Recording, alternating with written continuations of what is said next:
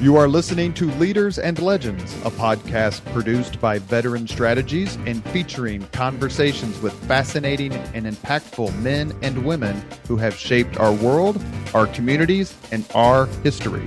My name is Robert Vane, Principal of Veteran Strategies, and your host for our discussion. You are listening to Leaders and Legends, a podcast presented by Veteran Strategies, a local veteran public relations enterprise, and sponsored by Girl Scouts of Central Indiana, Garmong Construction, the Grand Hall and Conference Center at Historic Union Station, Leaders and Legends LLC, the McGinley's Golden Ace Inn, and MacAllister Machinery, your friendly neighborhood Caterpillar dealer. You may find all your sales and rental equipment needs at MacAllister.com.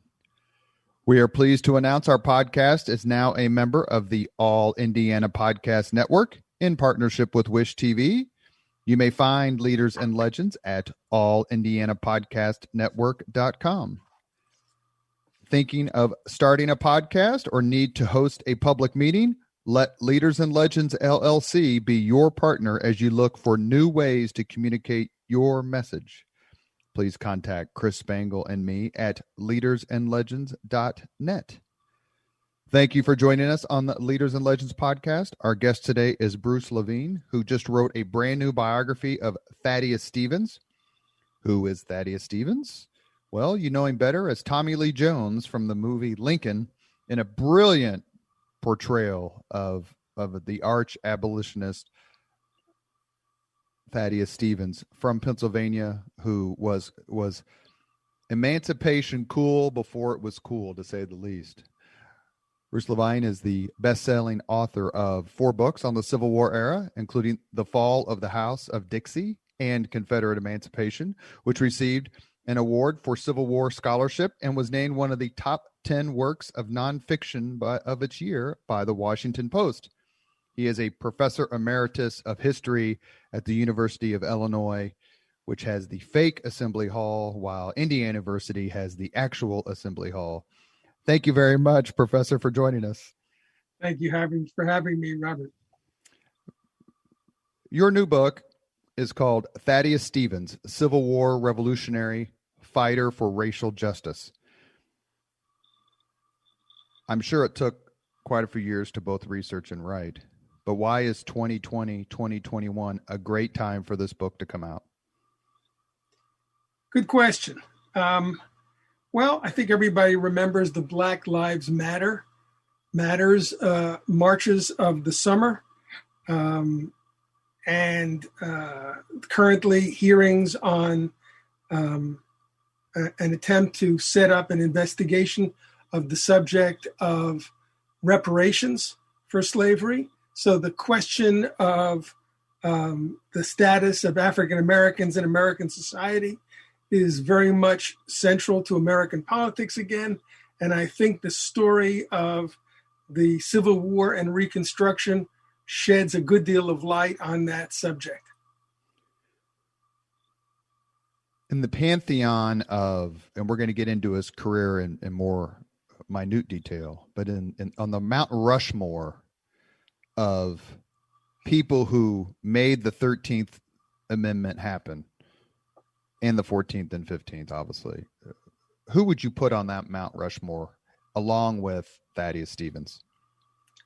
Well, certainly Abraham Lincoln, but people like Charles Sumner and Chase of Ohio and Joshua Giddings and a whole host of so-called radical Republicans, as well, of course, as Frederick Douglass and African-American abolitionists who had been pressing for the 13th Amendment, like Stevens, long before Lincoln endorsed it.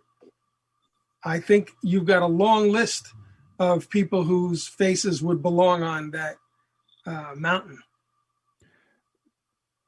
One of the questions I like to ask historians, especially biographers, is, was there anything about Stevens's early life that marked him out for greatness?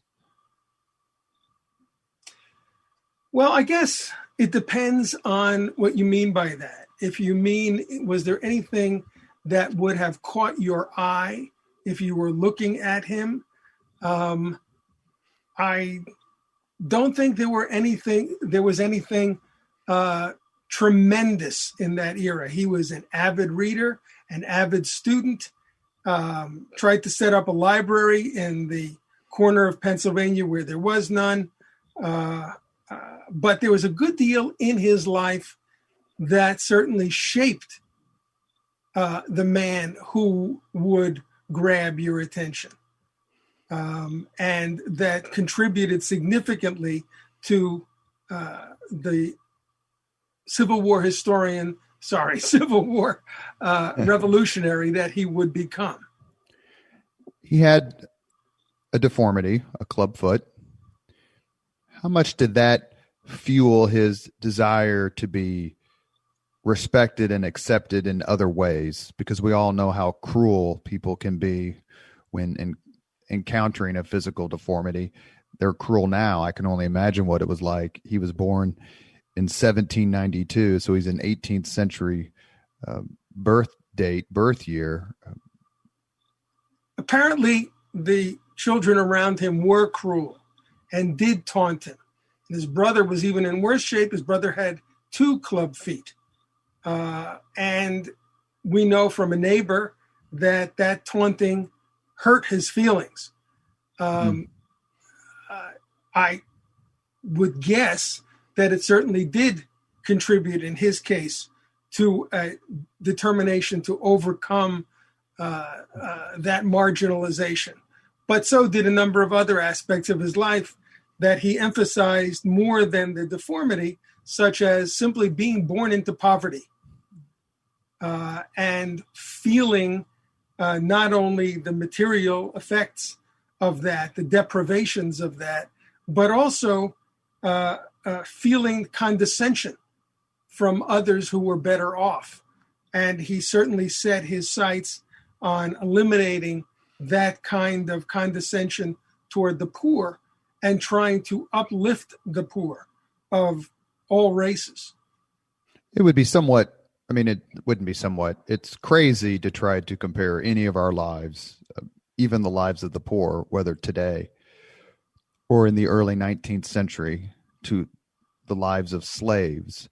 But did he feel in some way that, hey, I don't have it as bad as you do, but I've had it really bad, and that makes me help identify with you? Probably. I'm sure, as you say, that he knew very clearly that whatever he suffered was nothing compared with what slaves suffered. But having suffered what he did certainly made him sensitive to the suffering of others, more so, he would say more than once, than those who were born into prosperity. When you read about Stevens, it became clear that not only did he feel that education was his way out, but it was also clear that his mother felt that. They were abandoned by her husband, his father. So hard scrabble, to use a Ulysses S. Grant phrase, hard scrabble was the way to go. But like many of us who don't have a particular talent, every time I put a screwdriver in my head, my kids just laugh. Like, what are you doing with that? Like, you can't possibly know what you're doing. We know that education is our ticket out. Is that something that was in Stevens's mind? And then how did that love of education, the understanding that it was the ticket, influence him later on as he tried to help others? Another good question. Stevens was pushed along the route of education by at least 2 factors. One was the physical deformity that made it difficult for him to do very much farm work, and that convinced his mother that together with his native intelligence was going to require that he do something with his mind rather than with the strength of his body. And so she determined fairly early that he was going to have to go into the professions. And she kindled in him a love of learning and a love of books. And that kindling produced quite a flame. So he became a very avid reader and a very hardworking student. And later on in life, but not very much later, when he joined the Pennsylvania legislature, he played a key role in advocating the preservation of a newly created system of public education in that state. And it took quite a bit of doing to defend that new system because there was a great deal of opposition to it. And Stevens spoke often, both in the legislature and in the subsequent state constitutional convention, about the importance of education in opening up avenues of opportunity, especially to the poor. He became an attorney, which obviously was different then than it is now. But it wasn't long. I find it fascinating. He lived in Gettysburg, and there's a great story about when the Confederates attacked it in July of 63, July of 63, that they targeted one of his foundries. I'll ask you about that in a second. But while in Pennsylvania, he caught the political bug.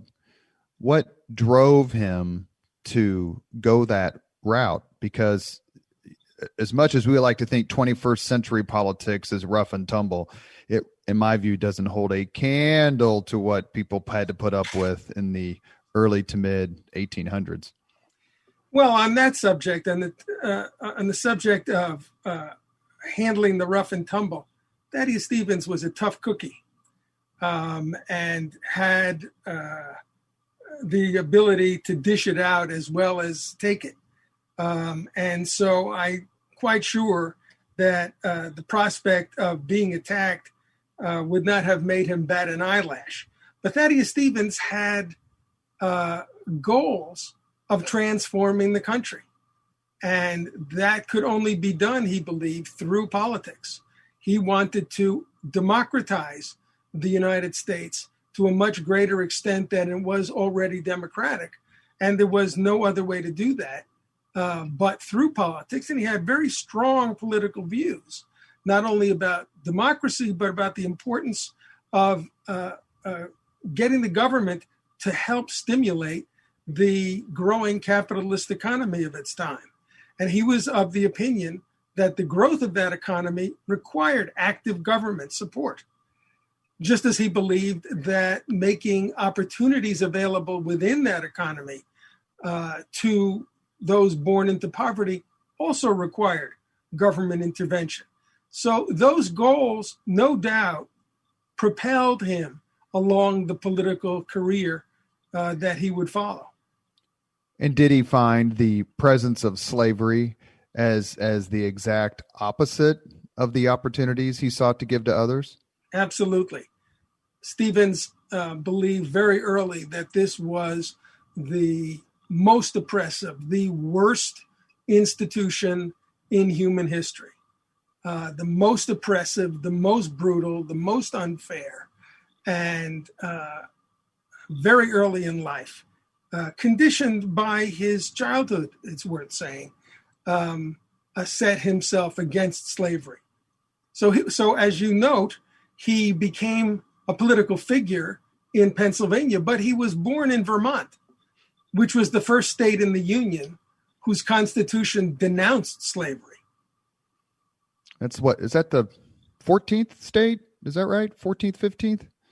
It entered the Union in 91, the year before his birth.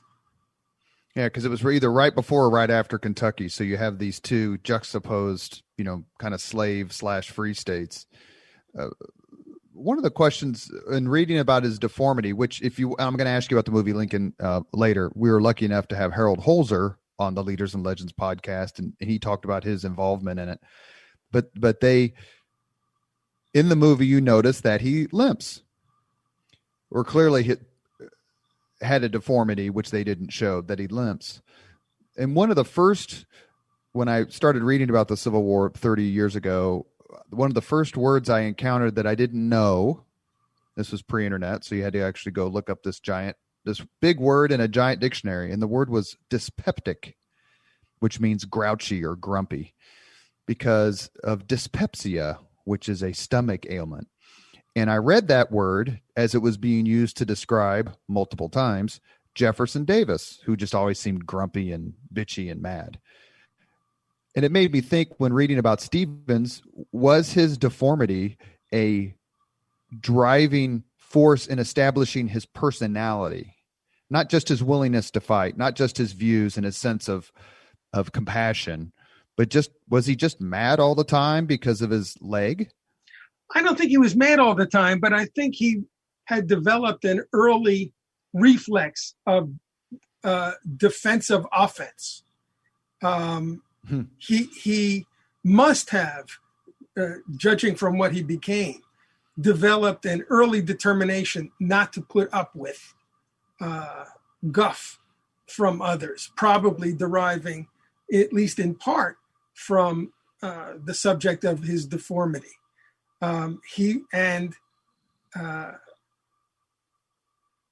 People said, you do not take this guy on, certainly verbally. One congressman says that I just as soon wrestle with a porcupine as argue with Thaddeus Stevens. Stevens also developed himself physically despite his deformity, so that he was physically well-developed individual and probably capable of handling himself physically as well. But I think this had to have contributed, as you suggest, to this combativity. One of the problems, though, that we have with studying someone like Stevens, as with Lincoln, is there's no diary. And so it makes it difficult to read his inner life. There's very little memoir type material. And Stevens' handwriting was one of the worst I have ever seen. And his correspondents complained about it too. How do you expect me to read this? And so even reading his letters is quite a chore. So penetrating into his psyche is a major problem. And he also had another physical ailment, which you see in the movie, that caused him to lose his hair. What was that? Alopecia. His hair fell out relatively early, as a result of which he never appeared in public without wearing a wig. And there's a story about that as well. You almost certainly know that in the 19th century, it was common for people to ask public figures for a lock of their hair so that they could have it as a keepsake. I suppose it's an early version of an autograph. So one woman came up to Stevens at one point in his life and asked for a lock of his hair. And he took off his wig and said, "You may have them all, madam." So he was not a vain individual. She take it? Did she take it? The story doesn't say. But you would have taken it. Would I have taken his wig? Perhaps. Thaddeus Stevens' journey in politics begins like most political. Not many people go from never having held public office to president of the United States or some exalted title like that, like say Dwight Eisenhower did. There's a path, and you start with lower offices, usually at the state level. Talk a little bit, please, about how Thaddeus Stevens went from someone interested in politics, following politics, to becoming a United States congressman. Well, he starts off with as you suggest, some low-level local offices, city council, the equivalent of a city council. And he is repeatedly reelected to that position. I think at one point he becomes the equivalent of the chair of the city council. He always hopes to become a United States senator and is disappointed never to have reached that point. But he does make his way into the House of Representatives. Well, first of all, the Pennsylvania House of Representatives, and he joins and helps to form the Anti-Masonic Party, which is a very strangely named political party, which, however, had a good deal of political influence in the first few decades of the 19th century. And it is strong both in his native state of Vermont and, as it happens, in his adoptive state of Pennsylvania.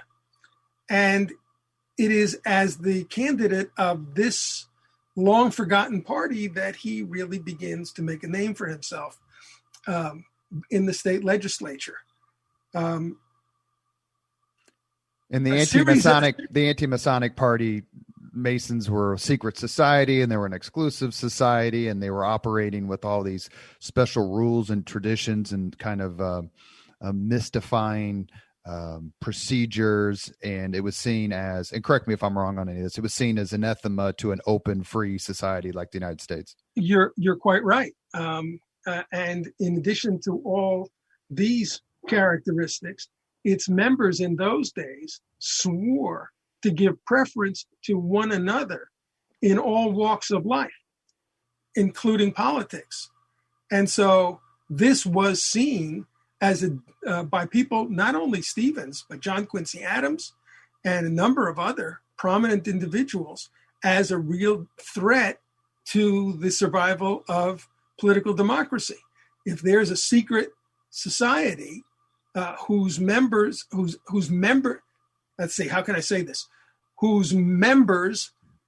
belong secretly and their status cannot be known to the general public, but who are collaborating with one another behind the scenes to advance only one another rather than anyone outside their charmed circle, I think it's quite reasonable to look upon that as something dangerous.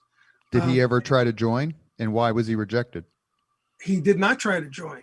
He considered it on principle to be a wrong to build such an organization. Now, somebody, next week will discover that sure enough, Thaddeus Stevens tried to join, but I've seen no evidence of it, and quite the contrary. Everything I've seen said that he never would have sought to join an organization like that. But a series of political parties collapsed underneath Stevens, starting with the Anti-Masonic Party, whose success is so great, by the way, that eventually it goes out of business for want of a constituency, at which point he moves over to the Whig Party, which with the Democratic Party was one of the two major political parties contending for power locally and nationally in the middle of the 19th century. And then the Whig Party in the 1850s breaks up. And it's at that point that he sets out to build the Republican Party, along with the cast of characters with whom we're familiar.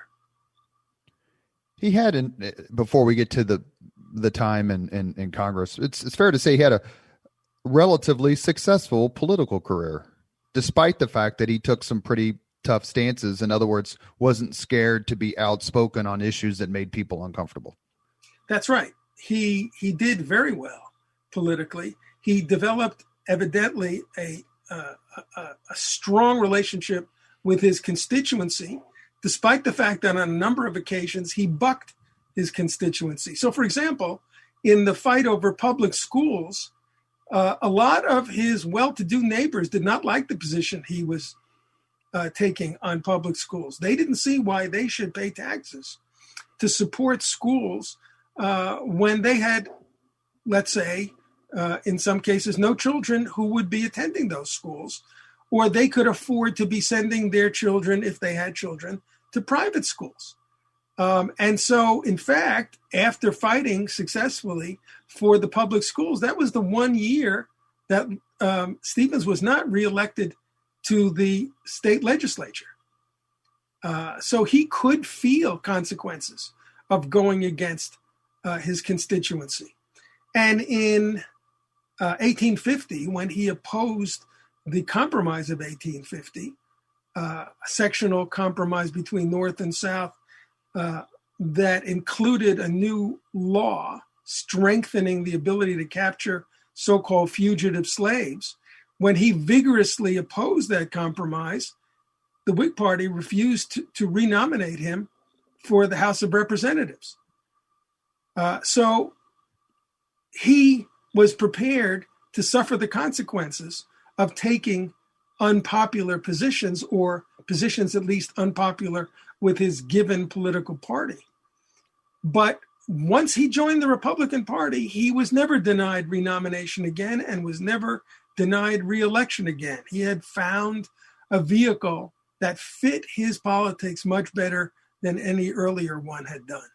Is it fair to say that the early manifestation of the Republican Party was not as radical and forceful on the issue of slavery as Stevens would have liked? Famously, the Republican, and again, please interject, no extension of slavery into their territories. That was one of their founding principles. But as far as I can remember, there wasn't a huge push as part of the platform to eliminate slavery where it existed. No, there wasn't. Stevens subscribed to a view of the Constitution at that time, which was extremely widespread, that said that under the Constitution, the federal government does not have the right to abolish slavery within the states. And Stevens, prior to the Civil War, did not try to use the federal government to abolish slavery within the states. But he fairly early advocated something that eventually comes to be called the denationalization of slavery, which calls upon the federal government to use all of its power, wherever that power exists, to ban slavery. So that's not only in the territories, but also in Washington, D.C., in the territorial waters, in all federal forts and federal military installations in general, and even in the interstate slave trade, the buying and selling of slaves across the state borders.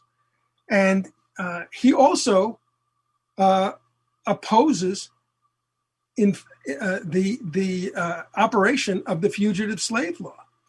None of those things appear in the platform of the Republican Party of 1856, the first national campaign that the Republican Party wages. It simply calls for the abolition of slavery in the territories. And Stevens considers that, for the first time, an adequate anti-slavery platform to join. It's worth saying that he refused to join earlier and more radical versions of an anti-slavery party. He refused in the 1830s to join the Small Liberty Party, and in the late 1840s to join the so-called Free Soil Party, which had a platform very similar to what the Republicans eventually adopted, because he thought they were too small to do any good. They were too small to win enough votes to change anything important. It's only in the 1850s that he, like a number of others with a similar outlook, decide that now is the time to put all our chips on the subject of slavery, to build a party that is primarily devoted to the crusade against slavery. And the attempt to prevent its expansion into the territories, they all view as the thin edge of the wedge. Years later, during the Civil War, when people were trying to figure out if Ulysses S. Grant was a Republican or Democrat, he once said, when asked about his vote for president, that in 1856, he voted for James Buchanan because he didn't know him and against John C. Fremont because he did. How important was personality back then, and how close did it come on more than one occasion to physical confrontation as tensions rose solely over the issue of slavery? Well, the first question I find hard to answer. How important was personality? I don't think that it was as important as it is today. because most voters never laid eyes, for example, on presidential candidates in those days. I think it would have been perfectly possible for presidential candidates in most of that era to walk through a town 3 states away and not be recognized. There was not only, of course, no television, there was no radio, there was certainly, of course, no internet, but even newspapers could not carry photographs because the technology did not yet exist for transposing photographs into print. So the best you could do was carve an engraving based on a photograph and use that in a newspaper. So if you couldn't even lay eyes on somebody, it would have been hard for most people to form a political allegiance based on an acquaintance with the candidate's personality. Though personality played a big role in closer quarters among politicians or within a local constituency, no doubt it had a much greater significance. On the second part of your question, there was a great deal of violence and threat of violence in the Congress and in the Senate as the Civil War approaches. We're most familiar, I think, with the case of Charles Sumner being beaten into unconsciousness a few years before the Civil War for the crime of having insulted a South Carolina politician in an anti-slavery speech. The harlot slavery. Exactly. And so the relative of the man thereby insulted took it upon himself when Sumner is sitting at his desk. Sumner was a great big guy, and so his knees came right up under the floor, under the bottom of his Senate chamber desk, and Sumner is there writing to his constituents, answering his mail, and this congressman walks in, calls him out, raises his gutta percha walking stick over his head, and proceeds to beat Sumner into unconsciousness. And Sumner tries to struggle to his feet. His legs get caught in the desk and pulls the desk up. So strong was Sumner, but not before he lost consciousness. Well, Stevens was physically threatened on more than one occasion on the floor of the House of Representatives, both with being beaten with fists, but also with knives. And on one occasion, as this starts to become familiar to Republicans, his colleagues rush forward and surround him, make a defensive perimeter around Stevens so that he cannot be attacked successfully by the Southerners. You are listening to Leaders and Legends, a podcast presented by Veteran Strategies, a local veteran public relations enterprise, and sponsored by Girl Scouts of Central Indiana, Garmong Construction, the Grand Hall and Conference Center at Historic Union Station, Leaders and Legends LLC, the McGinley's Golden Ace Inn, and MacAllister Machinery, your friendly neighborhood Caterpillar dealer. Our guest today is Bruce Levine, author of Thaddeus Stevens, Civil War Revolutionary, Fighter for Racial Justice. I'm going to ask you the most broad-based question I can possibly ask you, because I know that you're going to be able to answer it very quickly. Describe the political atmosphere and environment in antebellum United States. What led us to the Civil War from a political perspective, and what was that environment like? Well, I think unquestionably what led the country to civil war was the issue of slavery. It was both the issue of slavery and the fact of slavery. And I make a distinction because the issue of slavery as a central political division in the United States begins growing in around the 1820s. Over the course of time, it gets more and more central to politics. By the middle of the 1850s, it is the political question on which people are beginning to, voters are beginning to choose their party of preference. Underneath that is the fact that the division of the country between slave and non-slave states is making itself felt in all aspects of society. Religious denominations are splitting because of differences, theological differences and political differences over slavery.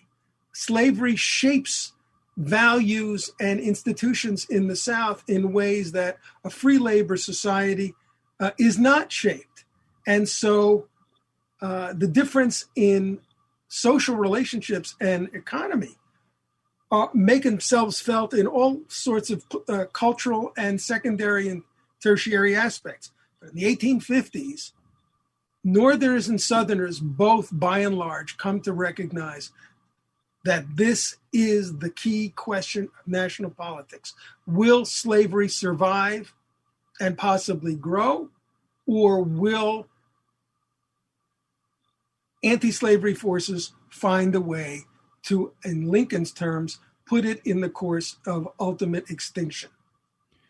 A few times I've had discussions with folks about, and they're nice discussions, so I don't want to act like they're hateful, when people say that the issue of slavery was not the main cause of the Civil War.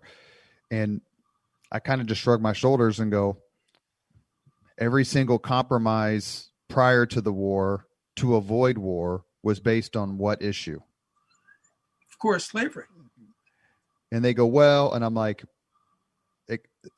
the politicians knew, the people knew, the thought leaders, the philosophers, the activists, they knew. They didn't want to touch it unless they absolutely had to. And then when they're forced to, the United States, which usually has a maybe not so much these days, but in its past has shown a significant ability to craft compromises, which may not solve the problem, but perhaps lets a little current out of the line. We were able to do that. And then eventually, when we come to Lincoln's election, we couldn't. Did Stevens welcome this confrontation? Well, he certainly welcomed, to use that word, confrontation over slavery. He did not welcome disunion. He did not welcome war. Stevens would have liked to see the Republican Party victorious and the Republican Party begin to implement a program to do away with slavery. And he was slow to draw the sword, figuratively speaking, even as secession began at the end of 1860. So he was not looking forward to what he already anticipated was going to be a bloody war if it came to that. But once the war began, it was something else entirely. Is it fair to say that there were some abolitionists who just said, well, let them go. Let the South go? Well, there were some who said that, and there were some non-abolitionists, but people who opposed slavery who said that. Horace Greeley, the editor of the New York Daily Tribune, which was whose weekly issue circulated widely through the Midwest. It was a very influential paper. Famously said, "Go, my errant sisters, go on your way." And Stevens and others, and eventually had no intention of allowing that to happen. Neither did Lincoln. It would have meant tearing the country in half. Set aside the fact that it would have condemned the slaves to slavery for an indefinite future. It would have, Republicans were convinced, put the country as a whole on the course of ultimate extinction. Because once cutting the country in half that way, they felt sure that would not be the end of the splitting. Lincoln's election in November of 1860, leads to the secession of South Carolina. I think it's December 20th, 1860. Then the war then other states start to secede. And then you have the first Fort Sumter is in April of 61. Then you have Battle of Bull Run, which is July 21st, 61. So the events happen pretty quickly, one right after another. Did Stevens understand earlier than most because of his time in Congress, that this war was going to be a long one, a bloody one? Absolutely. There were, and in this respect, he saw further than many of his colleagues. People on both sides of this war initially thought it was going to be a short war. Both sides underestimated the other's commitment to winning this war. And both sides underestimated the other's ability to wage war. And that was certainly true on the Union side. And Stevens was unusual in saying, this is not going to be quick. And this is not going to be easy. As he says later on, our officers are no better than theirs. Our soldiers are no better than theirs. This is not going to be resolved successfully on our side without changing the way we approach this war. And his ability to understand the difficulty of defeating the Confederacy was part of his success in winning the rest of his party to more stringently anti-slavery measures during the war. Let me ask you about a couple of people real quick and his kind of interaction with them or friendship. There are obviously several compelling figures of the Civil War, even on the Confederacy. I mean, you have to look at Lee and whatever you think of his cause, which is obviously terrible, but his skill and impact was undeniable. But on my Mount Rushmore, perhaps even Mount Olympus of Civil War figures, there's always a special place for Frederick Douglass. Did Thaddeus Stevens have much of a relationship with him? And if so, describe it for us. I think Stevens met Douglass once or twice, but I don't think that they had a close relationship. I think there was mutual admiration on both sides. It is certainly true that Frederick Douglass recognized and admired what Stevens was doing in Congress. And Douglass eventually puts Stevens' portrait on his own wall in commemoration of that man after Stevens has passed on. I believe it's true that Stevens subscribed to Douglass's newspaper and followed Douglass's career, but I don't think that there was a close ongoing collaboration. I've mentioned this a few times, and before I ask you about the relationship between Stevens and Lincoln, let me ask you quickly, what did you think of the movie Lincoln and Tommy Lee Jones' portrayal of Stevens, which, I mean, your grade matters more than my grade, but I thought he captured him in a terrific manner. Well, I really enjoyed the movie all three times that I watched it.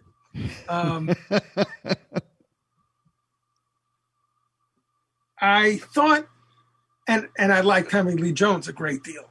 I thought it was a little odd hearing Vermont-born Thaddeus Stevens speaking with a Texas accent. But aside from that, I thought it was a nice portrayal of Stevens' personality. What I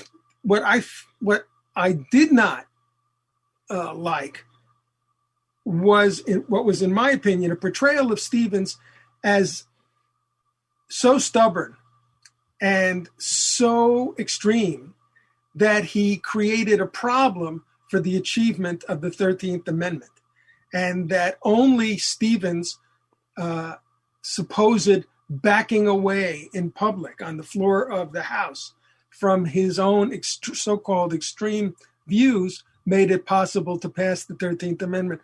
As I said earlier, I think that's a misrepresentation of what takes place in that scene. Stevens was not quieting his own views, but rather was enunciating his views. And the film does not say, but which was true and important, Thaddeus Stevens was calling for what becomes the 13th Amendment a full year before Abraham Lincoln endorses the idea of such an amendment. So Stevens is more the author of that amendment than Lincoln was. There's a line in the movie which is a direct quote, but please disabuse me of this assertion if it's wrong. But there's a line in the movie in which Tommy Lee Jones says, "The greatest measure of the 19th century was passed by corruption, aided and abetted by the purest man in America," meaning Abraham Lincoln. I think that's an accurate quote. It's important to remember, though, why the arm twisting and log rolling was necessary to get the 13th Amendment passed when it was passed. In fact, the Republicans at the end of 1864 had just won a series of elections to Congress. And in the newly seated Congress, which would not yet take its seat until a few months into 1865, they would by themselves have had enough votes to pass the 13th Amendment. But Lincoln wanted it done right away. He wanted it done by the sitting lame duck Congress, which the Republicans did not yet control by a large enough margin to pass it.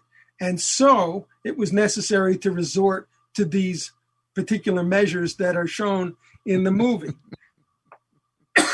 Well, I think from a historical point of view, excuse me, seem to be going through adolescence here. From a historical point of view, that was a done deal once the Republicans had swept the 1864 elections. So if that Congress had not passed it, the next one certainly would have. I alluded to it earlier, the relationship between Lincoln and Stevens. There's a great scene in the movie where they're like in some kitchen or some basement. They're kind of going back and forth where Lincoln's talking about his plan for Reconstruction. Stevens had a much more harsh plan for Reconstruction. You know, there were so many, it came out in the book Team of Rivals, but those of us who have studied the Civil War for, decades, for a long time, have read about it, know how little Lincoln was esteemed as he came into the presidency. He was a compromise candidate at the convention among many people. He certainly was a compromise presidential election winner. There were 4 people in the presidential election of 1860. He certainly would have lost if the Democrats would have been unified, if my math works, but maybe I'm not remembering correctly. But clearly the Constitutional Union Party and all the other things that sprang up in 1860 helped cause his election. But as Lincoln moves on through his term, through his time as president, you can see the admiration of people like, for example, William Seward grow, that this man is the right man to lead us. Did Stevens have that same evolution, or did he become more and more upset with Lincoln as Lincoln wanted a softer peace? I think Stevens remains critical of Lincoln throughout Lincoln's presidency. That does not mean that he failed to recognize Lincoln's positive attributes. He said more than once that he thought this was there was no more honest individual on the face of the earth, or words to that effect. But he thought Lincoln was too slow in moving in the direction of slavery and equal rights. When the Emancipation Proclamation is declared, Stevens is ecstatic. When, contrary to many worries, Lincoln enacts or finalizes the Emancipation Proclamation on the first day of the new year of 1864, Stevens is thrilled and praises the proclamation and calls for its vigorous enactment. Wherever Lincoln takes a step forward, Stevens applauds.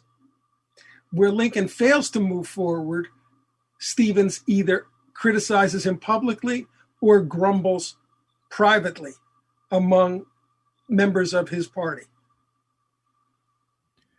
If you were making a list of the most hated men by the South, by Southerners during the Civil War, with the caveat that number 1 may just actually be Jefferson Davis, but that's a whole nother podcast. Where would Stevens rank in terms of just being absolutely loathed as a black Republican by the staunchest defenders of the peculiar institution? He ranked pretty highly. And that brings us to a story that I think you alluded to earlier. So if you don't mind, please, I will retell that. And that is to say, in the summer of 1863, in the course of the invasion of Pennsylvania that leads to the epic Battle of Gettysburg, one of Lee's generals, Jubal Early, makes a determined visit to an ironworks owned by Thaddeus Stevens and has those ironworks burned to the ground.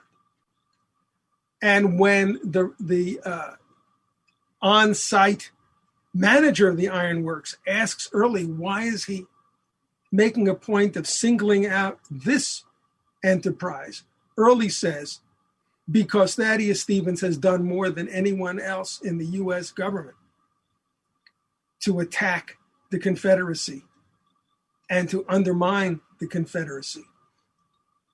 And I think in that moment, we get a sense of just what the leadership of the Confederacy thinks and knows about Thaddeus Stevens.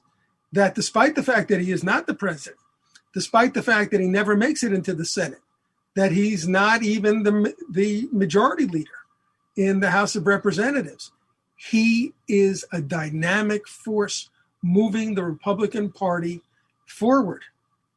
He's also the chairman of the Ways and Means Committee and is in charge, therefore, of making sure that the Union armed forces have everything they need to prosecute the war.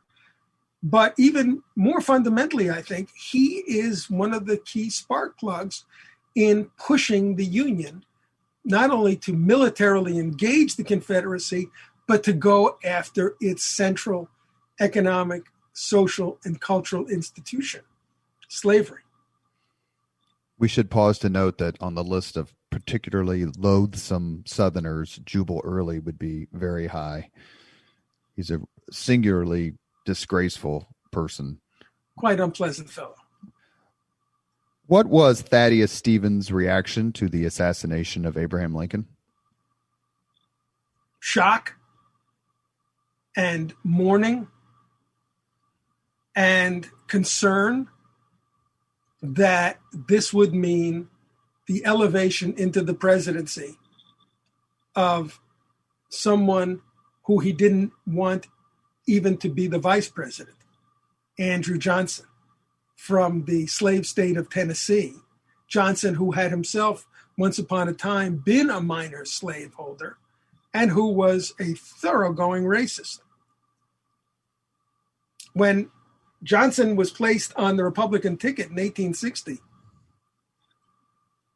Stevens basically turns to the man who informed him of this and says, effectively, expletive deleted, couldn't you have found a vice president without going down into one of the slave states for him? And very early, Stevens' worst fears are realized when Andrew Johnson begins trying to reunify the country on terms as close to those preferred by the Confederate elite as circumstances would allow, which is to say, with slavery gone, but with white supremacy still in the saddle. There are a few things in history that I've not read a lot about, sometimes because I can't really bring myself to it. I've never really read a lot about the Holocaust. I've read about books that touch on the Holocaust in great detail, but I've never read like one book because I just don't know if I can get through it, to be quite candid. In terms of the United States, of the United States history, of all the things about which I've read, the one that makes you just shake your head the most is Reconstruction. That we so got this, I hate to say wrong, so please tell me if you think that's wrong. But to me, it's the great political tragedy of our history beyond slavery and beyond Native Americans. The biggest political process tragedy. Am I way off on that, or Well, is that something that you've talked about in the book quite a bit? Well, if you don't mind, I'd like to put the shoe on the other foot and ask you in what way you find it a tragedy. Because we had an opportunity to remake the experience of former slaves, and not just former slaves, but African Americans as a whole in this country. I mean, it wasn't like African Americans in the North were exalted, obviously, right. Even after their service in the Civil War, even after the example of people like Frederick Douglass, and that we lacked the political will, or the political will had been exhausted by the crusade of the actual Civil War. And Americans in the North were just like, all right, we've had enough of these people. Let's just, we talk about World War I and World War II, wanted to bring the troops home. Well, that was the same thing in the Civil War. They wanted to bring the Northern boys back. And the political will to impose ourselves and remake Southern society and Southern governments gradually just dissipated. And into the void, into the vacuum, were people like Nathan Bedford Forrest and Jubal Early and organizations like the Klan. And to me, if we had been a little more forthright, even though I think Ulysses S. Grant's getting stronger marks for his presidency than he did a generation ago, that we wouldn't have blown this magnificent opportunity to avoid the first and second Jim Crow eras. Well, I completely agree with you. And Thaddeus Stevens would certainly agree with you.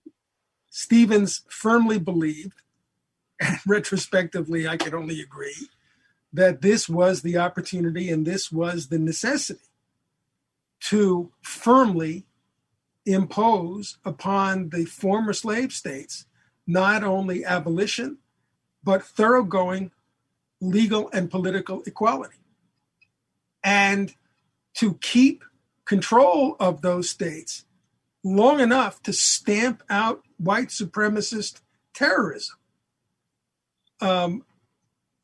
And that's why Stevens didn't want to allow these states back into the Union on an equal basis until those things were accomplished. But as you say, a good deal of the energy of behind that cause was expended in the course of the Civil War. I think we often, for example, don't think about the following.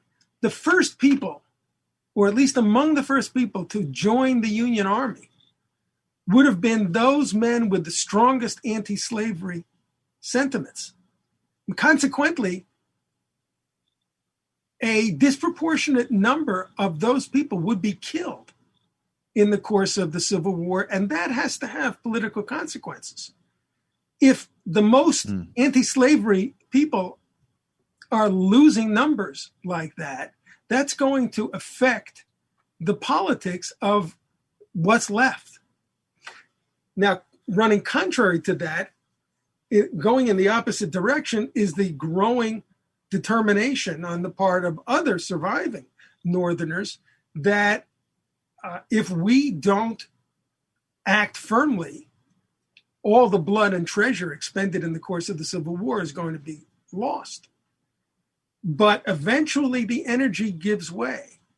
And the fact is that the Northern population as a whole was never very firmly committed to racial equality to begin with. They didn't like slavery, but they certainly wouldn't have gone to war in the first place in order to put an end to slavery. It took a threat to the Federal Union to get them to support war. But now they're being asked to keep a huge number of people under arms for the sake, it seemed to them, of enforcing something they didn't really believe in or didn't believe in very strongly, racial equality. And meanwhile, business interests in the North, who also didn't want to see the West become slave society and also didn't want to see the Federal Union destroyed, basically felt that they had accomplished what they most needed by the end of the Civil War. They had control of the federal government. They had abolished slavery and made room for their own form of free labor capitalism. They had a tariff protective tariffs. They had federal support for a transnational railroad, et cetera, et cetera, et cetera. Their commitment to continuing the fight for racial equality in the South was ebbing very quickly. This was the last great opportunity, short of the middle of the 20th century, to transform social and political relations in the South, and the Union proved unable or unwilling to do the job. The last few minutes we have on the Leaders and Legends podcast with Professor Bruce Levine, who has written a new biography of Thaddeus Stevens. Is it fair to say that the coda of the American Civil War in some ways is the impeachment trial of Andrew Johnson?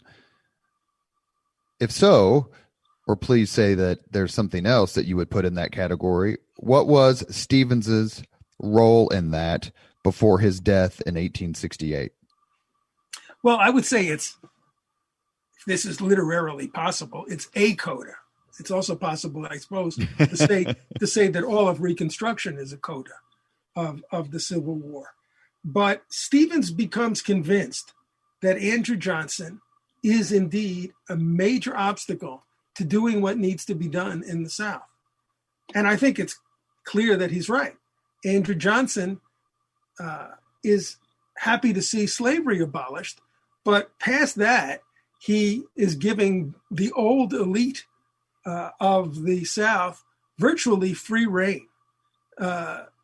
Having been forced to give up slavery, the South is passing very strongly discriminatory legislation called the Black Codes in the South that deprive the former slaves of most of their legal and all of their political rights, and are enforcing white supremacy with acts of terror. The Congress passes laws to try to hold that back and place the South under military control for a while. Andrew Johnson starts replacing the firmest generals with generals who are willing to allow the Southern white leadership greater leeway. In other words, getting in the way of implementing Reconstruction. So Thaddeus Stevens joins forces with other Republicans calling for the impeachment of Andrew Johnson. And the House, as you know, does indeed impeach Andrew Johnson. And the House takes the case to the Senate. Thaddeus Stevens is one of the House's impeachment managers. They make a strong case, but they fail by the slimmest of margins to obtain the supermajority vote that they needed, because the moderate wing of their own party will not go along with removing Johnson from office. And so the impeachment process does not culminate in Johnson's removal. And I am way searching my memory here. If Johnson had been removed, would the president have been Schuyler Colfax, the Speaker of the House, who was from Indiana, later vice president under Grant? Well, I think not, because I think it would have been Benjamin Wade. From Ohio, the radical senator. And that's one reason why the moderate Republicans don't want to impeach Johnson, because they don't want a radical like Wade to get that kind of political power. We end all Leaders and Legends podcasts with the same 5 questions to everyone. Professor Levine, are you ready? They're harmless, I promise. Didn't anticipate this. Okay, let's go. What was your first job? Working on the back of a garbage truck. What was your first concert? Playing a cello at my own graduation. What was your first concert where you saw someone we may have heard of? Gladys Knight and the Pips. Love it. That's a first. Number 3, if you could suggest any book for someone to read, which book would you recommend? Wow, that is a tough one. The last 3 are tough for historians. I apologize. James McPherson, Battle Cry of Freedom. It was my textbook when I was an undergrad for my Civil War class. You had a good teacher. Number 4, if you could witness any event in history, be there as it happens, which event would you choose? Passage of the 13th Amendment. Last question. If you could have dinner with anyone living today, 2 hours, completely off the record, whom would you choose?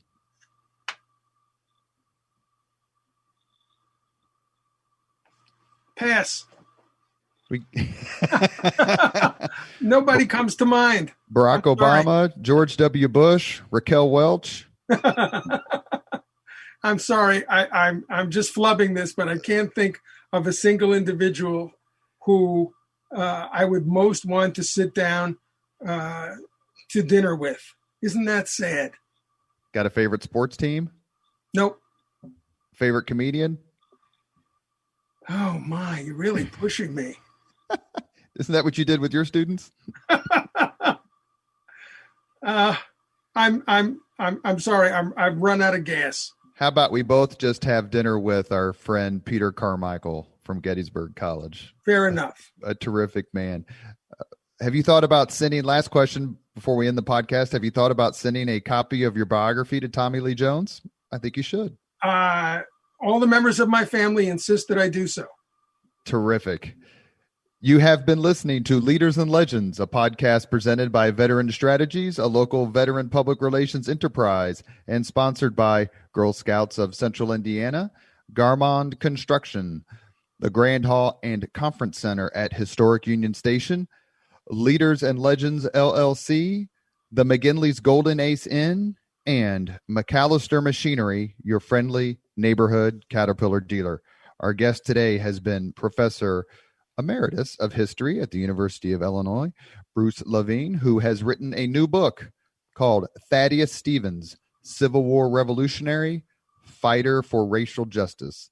Thank you, Professor, very much for coming on the Leaders and Legends podcast. It was a lot of fun. Thank you, Robert Bain. I enjoyed it. Terrific. Tremendous. Thank you very much for listening to Leaders and Legends, brought to you by Veteran Strategies Incorporated. If you want to contact us about this program or our menu of public relations services, please send us an email at robert@veteranstrategies.com. That's robert@veteranstrategies.com.